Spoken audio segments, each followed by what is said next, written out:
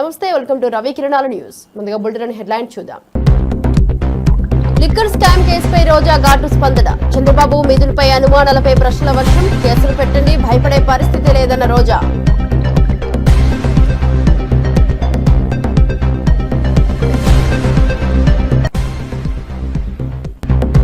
వంచనగిరిలో మైసమ్మ బోనాలు ఘనంగా నిర్వహణ. మంత్రి భర్త మురళి నివేదించిన విధానం దుమారం. మద్యం కల్లు నివేదనపై సమాజంలో తీవ్ర విమర్శలు.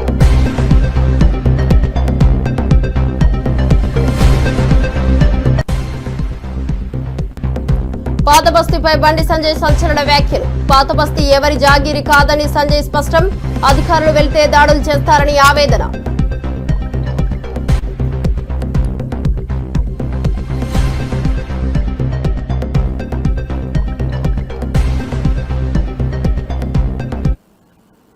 డీటెయిల్ చూస్తే పవన్ కళ్యాణ్ తాజాగా సినీ ప్రపంచంపై సంచలన వ్యాఖ్యలు చేశారు. టాలెంట్ లేకపోతే ఇక్కడ నిలబడడం అసాధ్యమని స్పష్టం చేశారు. చిరంజీవి తమ్ముడైనా లేదా తన కొడుకైనా సరే టాలెంట్ ఉంటే మాత్రమే సినీ ఇండస్ట్రీలో నిలబడతారని చెప్పారు. రాజకీయాల్లో కులాలు మతాలు ప్రాధాన్యత వహిస్తున్న సినీ ఇండస్ట్రీలో మాత్రం అలాంటివి ఉండవని పేర్కొన్నారు. పవన్ ఈ వ్యాఖ్యలు సినీ వర్గాల్లో చర్చనీయాంశంగా మారాయి. చిత్ర పరిశ్రమ మీద ఎందుకు ఇంత గౌరవం అంటే మనందరం కులాల మీద మతాల మీద ప్రాంతాల మీద భాషల మీద కొట్టుకుంటూ ఉంటాం. But any film industry take in this world, especially Indian film industry, దీనికి there is no caste discrimination, there is no region discrimination, there is no religion discrimination, nothing. It's purely your creative potentiality, purely your creative ability. నువ్వు చిరంజీవి గారి తమ్ముడు కావచ్చు, చిరంజీవి గారి కొడుకు కావచ్చు, లేదంటే ఇంకొకళ్ళు అబ్బాయి కావచ్చు, మేనల్లుడు కావచ్చు, ఇట్ డజంట్ మ్యాటర్. నీకు టాలెంట్ లేకపోతే నువ్వు నిలబడలేవు, నీకు సత్తా లేకపోతే నువ్వు ఇక్కడ ఉండలేవు. అది నా కొడుకైనా సరే. ఇట్ ఆల్ డిపెండ్స్ నీకు ఎంత టెనాసిటీ ఉంది, ఎంత పర్సీవరెన్స్ ఉంది, ఎంత నిలబెట్టుకోగలవు, ఎంత నిలదొక్కుకోగలవు, ప్రతికూలతలు ఎంత బలంగా నిలబడగలవు. ఒక నిర్మాత సినిమా తీయడం అంటే ఒక యజ్ఞం చేయడం లాంటిది. తిట్లు తినాలి, ఇబ్బందులు. ఇది స్టార్ కాస్టింగ్ ఒకటి. అంటే చిత్ర పరిశ్రమ మీద ఎందుకు ఇంత గౌరవం అంటే లిక్కర్ స్కామ్ పై కీలక వ్యాఖ్యలు వెలువడ్డాయి. చంద్రబాబు మిథున్ రెడ్డికి ఏమైనా సంబంధం ఉందని ప్రశ్నించారు. ఈ నేపథ్యంలో మాజీ మంత్రి రోజా ఘాటుగా స్పందించారు. మీరు ఎన్ని కేసులైనా పెట్టుకోండి, ఇక్కడ ఎవ్వడూ భయపడే పరిస్థితి లేదని స్పష్టం చేశారు. లిక్కర్ స్కామ్ లో చంద్రబాబు రోజా మధ్య మాటల యుద్ధం సాగుతుంది. రోజా ధైర్యంగా స్పందిస్తూ మద్యం విచారణపై తాము భయపడేదే లేదని అన్నారు. ఈ రోజు ఎవరైతే బలంగా వాళ్ళు చేసిన తప్పుల్ని ప్రశ్నిస్తున్నారో వాళ్ళని టార్గెట్ చేసి ఈరోజు 1 by 1 ఏ విధంగా తప్పుడు కేసులు పెట్టి తప్పుడు సాక్ష్యాలతో అరెస్ట్ చేస్తున్నారో చూస్తున్నారు.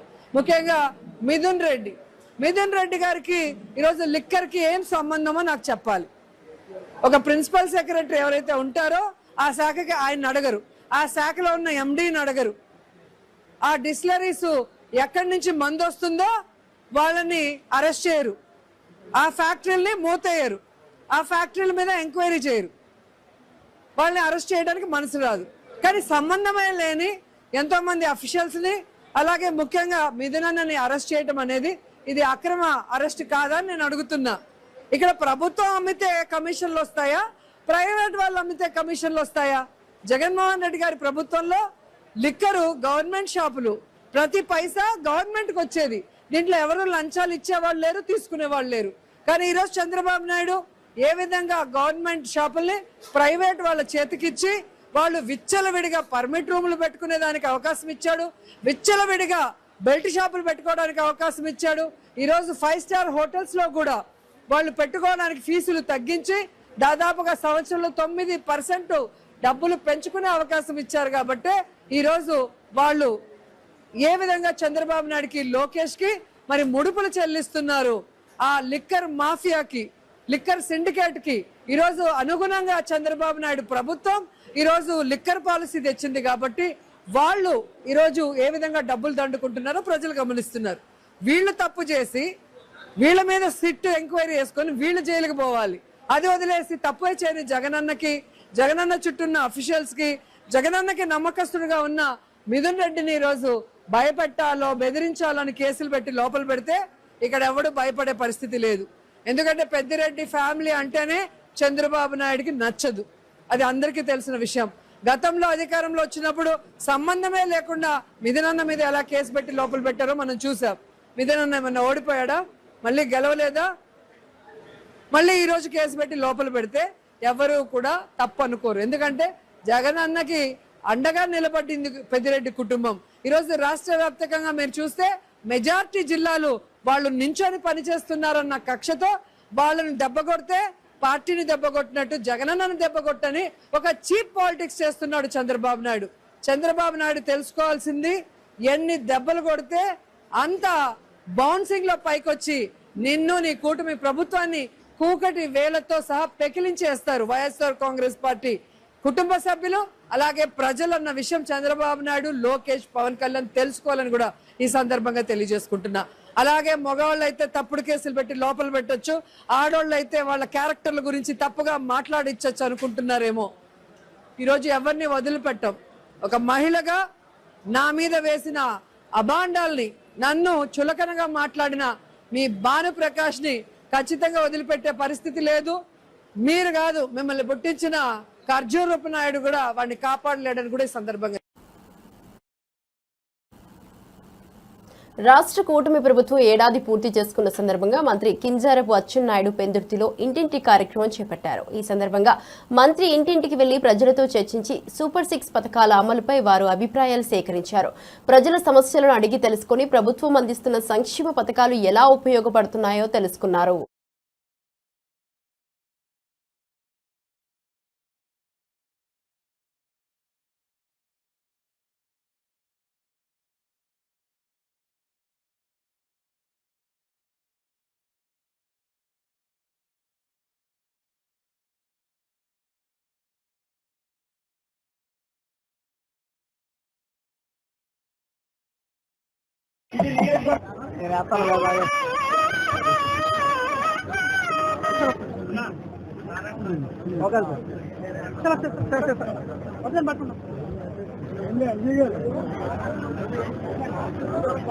స్థానిక ఎంపీటీ సభ్యులు మాలతి గారు, అలాగే బుచ్చి గారు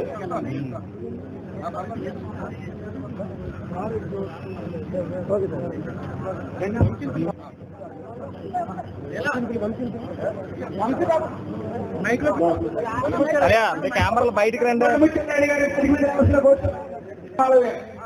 కోరుతున్నాం.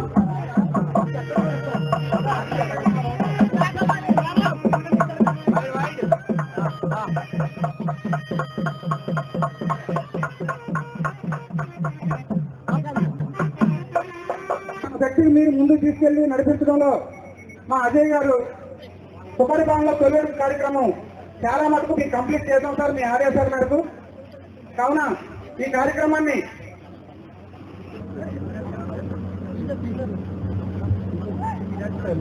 ఈ యొక్క కార్యక్రమానికి ముఖ్య అతిథిగా విచ్చేసినటువంటి మన రాష్ట్ర మంత్రివర్యులు గండి బాబీ గారికి, అలాగే మన నియోజకవర్గ పరిశీలకులుగా ఉన్నటువంటి కోర రాజబాబు గారికి, అలాగే అనకాపల్లి జిల్లా అధ్యక్షులు కొత్తల, మనకి ఎవరైనా ఏదైనా పని చెప్తే ఆ పని చూసా తప్పకుండా చేయడానికి నా స్థాయి శక్తులా నేను ప్రయత్నం చేస్తాను. ఒక 5 సంవత్సరాలు రాక్షస పాలన నుంచి బయటపడ్డాం. చాలా మంది అనుకుంటారు ఎల్లిచ్చారో ఇచ్చారని. బాబు గారికి స్వాగతం, సుస్వాగతం. వరంగల్ జిల్లా గీసుకొండ మండలం స్వగ్రామం వంచనగిరిలో కోటగండి మైసమ్మ బోనాలు ఘనంగా జరుగుతున్నాయి. ఈ సందర్భంగా మంత్రి కొండా సురేఖ భర్త మురళి అమ్మవారికి మద్యం కల్లు శాఖగా నివేదించడం పెద్ద సంచలనంగా మారింది. ఈ చర్య స్థానికంగా చర్చనీయాంశంగా మారింది. కొండా మురళి పూజా విధానం వివిధ విమర్శలు ఎదుర్కొంటోంది.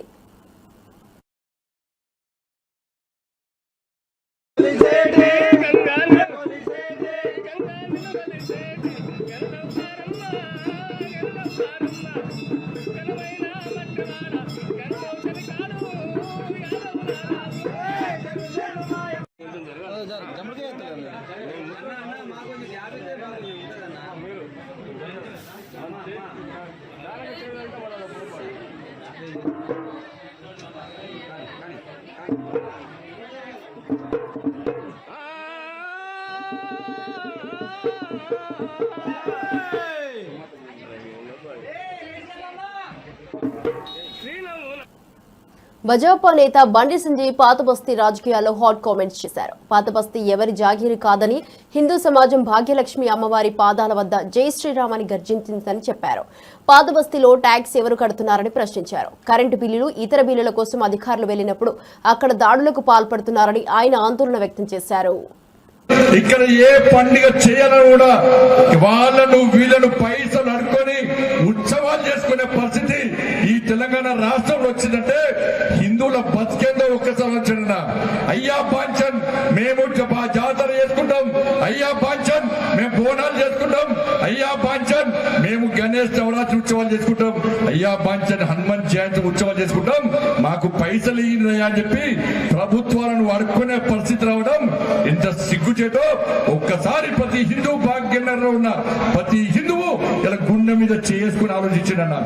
నా దగ్గరికి వచ్చిన చాలా మంది అన్నా మా దేవాలయానికి పైసలు లేవన్నా, ప్రభుత్వంపై ప్రభుత్వాలు మారుతున్నాయన్నా, పైసలు ఇస్తలేరన్నా, మేమే ఆస్తి పాస్తులు అనుకొని మా గోల్డ్ అమ్ముకొని ఇలా అప్పులై ఇలా ఉత్సవాలను నిర్వహించుకునే పరిస్థితి వచ్చిందన్నా అని చెప్పంటే ఇలా మనం ఎక్కడున్నాం, హిందువుల బతుకు ఏ విధంగా బర్బాద్ అవుతుందో ఒక్కసారి ఆలోచన. ఎవరి అన్నా పైసలు అరే పాత బస్సులో ఎవరు టాక్సీ కడుతున్నాడు, ఎవరు కరెంటు బిల్లు కడుతున్నాడు, ఎవరు ఇంటి పన్ను కడుతున్నాడు, ఎవరు పైసలు ఇస్తే పాత బస్సులో బతుకుతున్నారో ఒక్కసారి హిందూ సమాజం అనుచండి. అరే ట్యాక్సులు వసూలు చేస్తారు, దాడులు చేస్తారు, కరెంటు బిల్లు కట్టమంటే దాడులు చేస్తారు. కానీ పాత బస్సులో ప్రతి హిందువు ఫస్ట్ రోజే కరెంటు బిల్లు కడుతున్నాడు, ఫస్ట్ రోజే నల్లా బిల్లు కడుతున్నాడు, ఫస్ట్ రోజే ఇంటి పన్ను కడుతున్నాడు, ఫస్ట్ రోజే ప్రభుత్వానికి చెల్లించాల్సిన పన్నులు ప్రతి హిందువు ఈ పాత బస్తీలో చెల్లిస్తే ఇలా కొంతమంది పన్నులు చెల్లించకుండా దాడులు చేసే సంస్కృతి ఈ పాత బస్తీలో వచ్చిందంటే ఈ పద్ధతి మారాలంటే తెలంగాణ రాష్ట్రంలో ఏ రాజ్యం రావాలో, ఎవరి రాజ్యం రావాలో పాత బస్తీ ప్రజలు, భాగ్యనగర్ ప్రజలు ఆలోచించండి. ఒక మంచి నిర్ణయం తీసుకోండి. నేను రాజకీయాల గురించి మాట్లాడతలేనన్నా, ఈ భాగ్యనగర్ లో పాత బస్తీలో పండుగలు నిర్వహిస్తుంటే బాధ అనిపిస్తుందన్నా. ఇంత ఘోరమైన పరిస్థితుల్లో పండుగలు నిర్వహించుకునే పరిస్థితి వస్తే ఇలా ఏ విధంగా పండుగలు నిర్వహించుకోవడం ఒక్కసారి ఆలోచించండి. ఇవాళ భారతీయ జనతా పార్టీ ప్రభుత్వం తెలంగాణ రాష్ట్రంలో ఏర్పడితే ఈ పాత బస్తీలో ఉన్న ప్రతి దేవాలయానికి ప్రత్యేక నిధులిచ్చి గల్లీలో పాత బస్తీ గల్లీలో దేవాలయాన్ని నిర్మించే బాధ్యత ఇలా మాదుంటది. పాత బస్తీ నుంచి ఎవరైతే ఇక్కడ టెర్రరిస్టు బాంబులకు భయపడి, ఇక్కడ జిహాదీ ఉగ్రవాదు యొక్క ఆగడాలు అరాచకాలకు భయపడి ఇక్కడ నుంచి వెళ్లి ఇతర ప్రాంతాల్లో ఉంటారు. సిద్దిపేటలో ఉచిత బస్సు ప్రయాణంపై మహిళల స్పందనలను తెలుసుకునే ప్రయత్నం చేయాలని జగారెడ్డి సూచించారు. టీపీసీసీ వర్కింగ్ ప్రెసిడెంట్ గా ఆయన ప్రభుత్వం తీసుకున్న ఈ నిర్ణయంపై విమర్శలు చేశారు. హరీష్ రావు సిద్ధమని ప్రశ్నిస్తూ ఉచిత ప్రయాణం వాస్తవానికి మహిళలకు ఎంతవరకు ఉపయోగపడుతుందో తెలుసుకోవాలని అన్నారు. నేను హరీష్ రావుని అడుగుతున్నా, హరీష్ రావు సిద్దిపేటకు నువ్వు మాజీ మంత్రి కదా, మా వాళ్ళు ఎవరైనా వస్తారు, సిద్దిపేటకే పోదాం. సిద్దిపేట పోయి మీ సిద్దిపేట నియోజకవర్గంలో ఎంతమంది మహిళలు ఇప్పటి వరకు 18 నెలల ఎన్నిసార్లు బస్సు ప్రయాణం చేసిరో ఎన్నిసార్లు చేసిరో అడుగుతాం. దానివల్ల మహిళలకు లాభం అయిందా లేదా మా నాయకుడు మీరు అడుగుతాం. దానికి మీరు సిద్ధమా? సిద్దిపేట నంబర్ 1. కేసీఆర్ గారు మీ కాన్ఫరెన్స్కి పోదాం.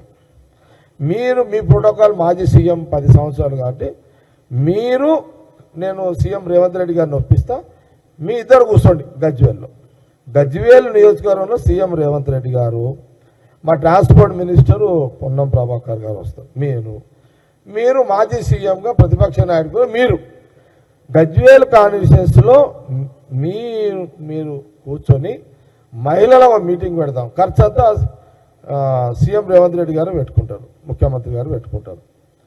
మీ నియోజకవర్గంలో ఎంతమంది అయితే మహిళలను అంతమందిని ఒక దగ్గర పిలుస్తాము. పిలిచి అమ్మా మీరు ఎన్నిసార్లు బస్సు ప్రయాణం 18 నెలలు చేశారు కదా, మీరు సంతోషంగా ఉన్నారా, మీరు హ్యాపీగా ఫీల్ అవుతారా లేదా అడుగుదాం. అక్కడ మహిళలు ఏం చెప్తే దానికి ఓకే.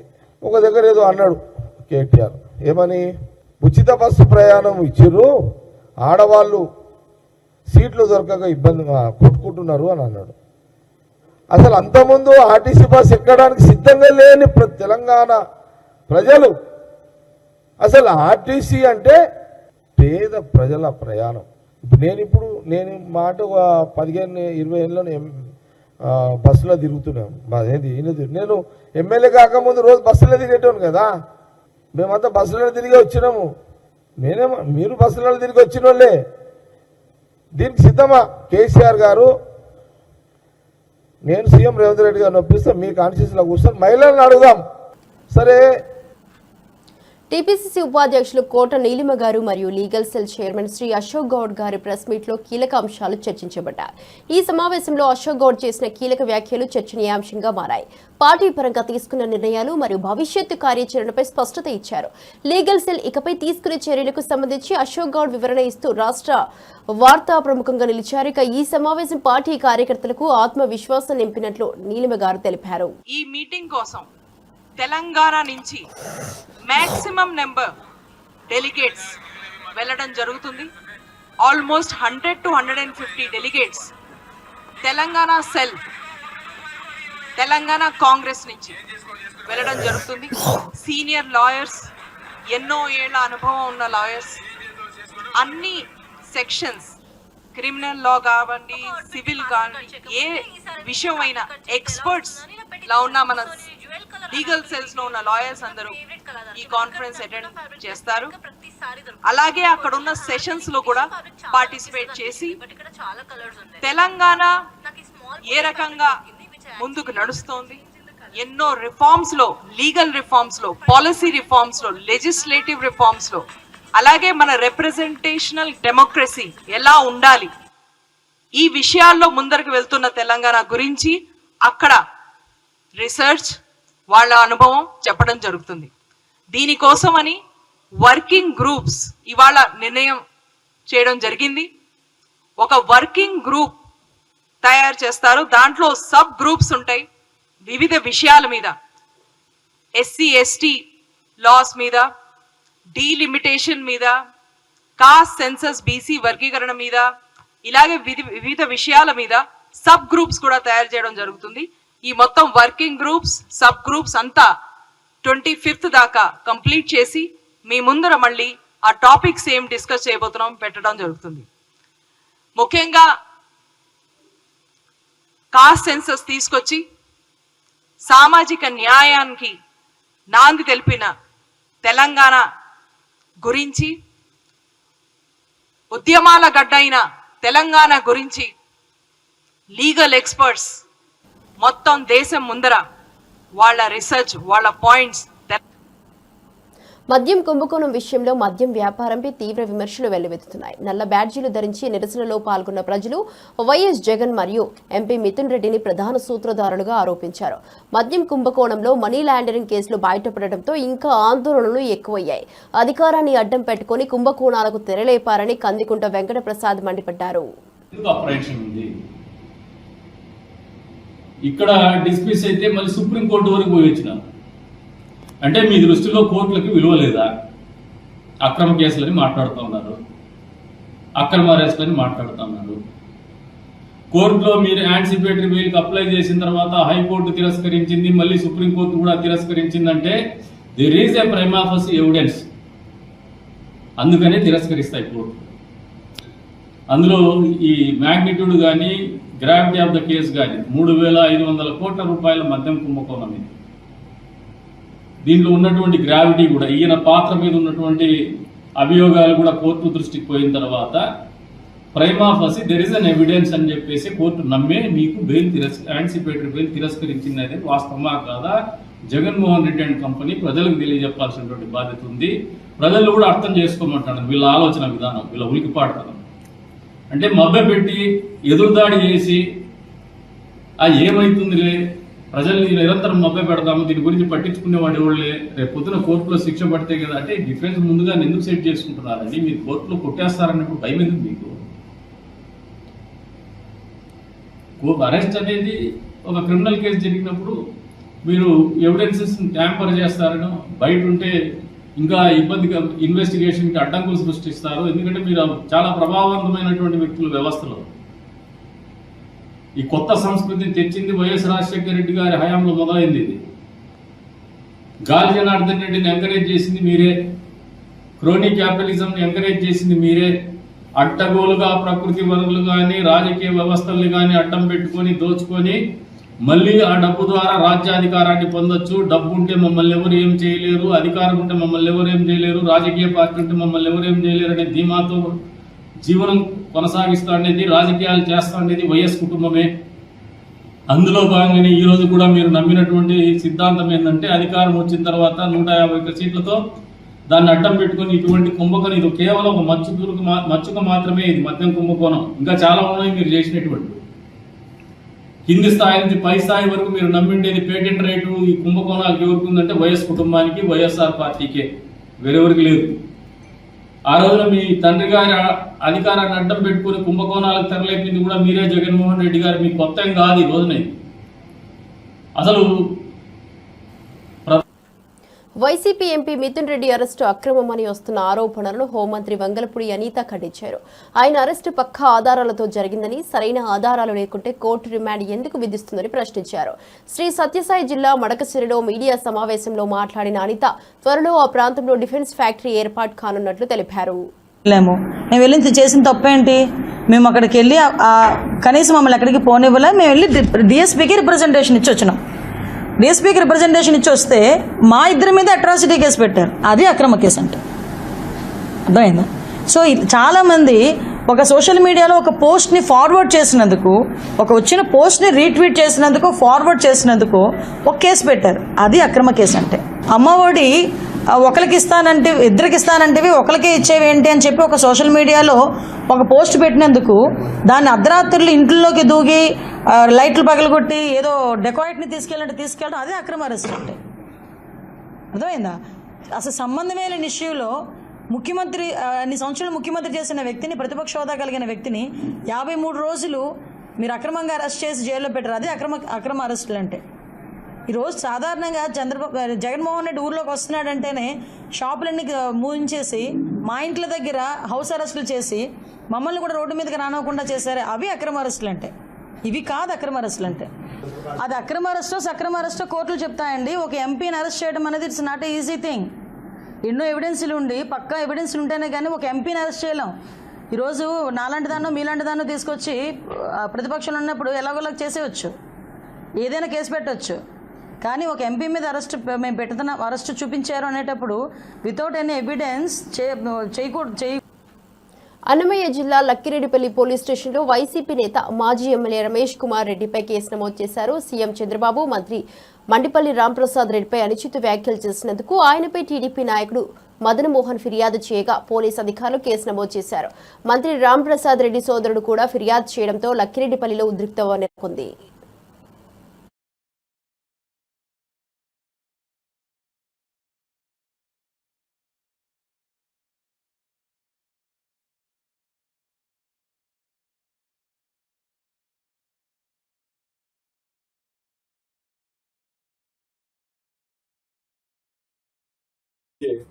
టికెట్ రాలేదనే నెపంతో వైసీపీకి లొంగిపోయిన దుర్మార్గుడు అతను.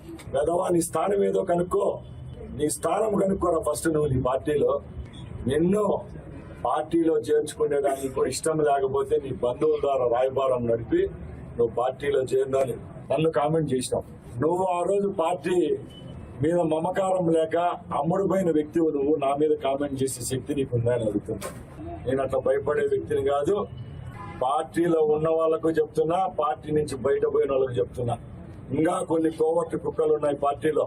ఆ కోవర్టు కుక్కలను కూడా బయటికి తీసి కొట్టే పరిస్థితి దగ్గరలో వస్తుందని తెలియజేసుకుంటున్నా. నీకు దమ్ము, ధైర్యం, శరం ఉంటే రాంప్రసాద్ రెడ్డి అనే నేను రా, నాతో తగులు. అంతే తప్పగా మా పార్టీ మీద, మా నాయకుడి మీద, నా మీద ఎక్కడన్నా ప్రెస్ మీట్లు పెట్టి, నేను అట్లా భయపడే వ్యక్తిని కాదు. పార్టీలో ఉన్న వాళ్ళకు చెప్తున్నా, పార్టీ నుంచి బయట పోయిన వాళ్ళకు చెప్తున్నా. ఇంకా కొన్ని కోవర్టు కుక్కలు ఉన్నాయి పార్టీలో. ఆ కోవర్టు కుక్కలను కూడా బయటికి తీసి కొట్టే పరిస్థితి దగ్గరలో వస్తుందని తెలియజేసుకుంటున్నా. నీకు దమ్ము, ధైర్యం, శరం ఉంటే రాంప్రసాద్ రెడ్డి అనే నేను రా, నాతో తగులు. అంతే తప్పగా మా పార్టీ మీద, మా నాయకుడి మీద, నా మీద ఎక్కడన్నా ప్రెస్ మీట్లు పెట్టి ఎవడన్నా సోషల్ మీడియా పోస్ట్ పెట్టినా సహించేది లేదని చెప్తున్నా. అహ్మదాబాద్ విమాన ప్రమాదంపై విచారణ కొనసాగుతున్న విషయం తెలిసిందే.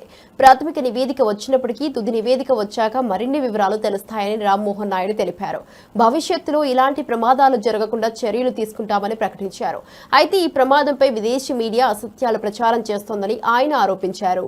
2500 से 3500 मीटर रनवे की जरूरत होती है. मेरा सवाल आपके माध्यम से मिनिस्टर ऑफ सिविल एविएशन से प्रश्न है, क्या ऐसी कोई फिजिबिलिटी रिपोर्ट तैयार की जा रही है? At all possible. So an alternate runway which can cater for the wide body operations is being considered in the budget. Also a greenfield airport for the city of Patna has been proposed. So we are actively looking into this solution by creating alternative airport. Dr. V. Sivadasan, Dr. V. Sivadasan, Dr. V. Sivadasan, Yes, you sir. have a question, Yes, sir. supplementary. Yes, sir. It relates to Patna Airport. Yes, sir. My question is related to the Patna Airport. Sir, my question is related to airport, sir. Yes, Patna Airport. In his answer, our respected minister says the commercial viability of the functioning of airport. My question is, sir, the commercial viability, the word commercial viability. In my hometown, one airport is there, Kannur Airport. There we have requested the government continuously, not only from our party and the parties and the government of Kerala requested the point of call status, sir, but they are not ready to allow the point of call status. If the theory of commercial viability is there, then why they are not allowing the point of call status? I request, Kannur Airport? I request, ఇవి ఇప్పటివరకు నా bulletin update చూస్తూనే ఉండండి రవికిరణాల news.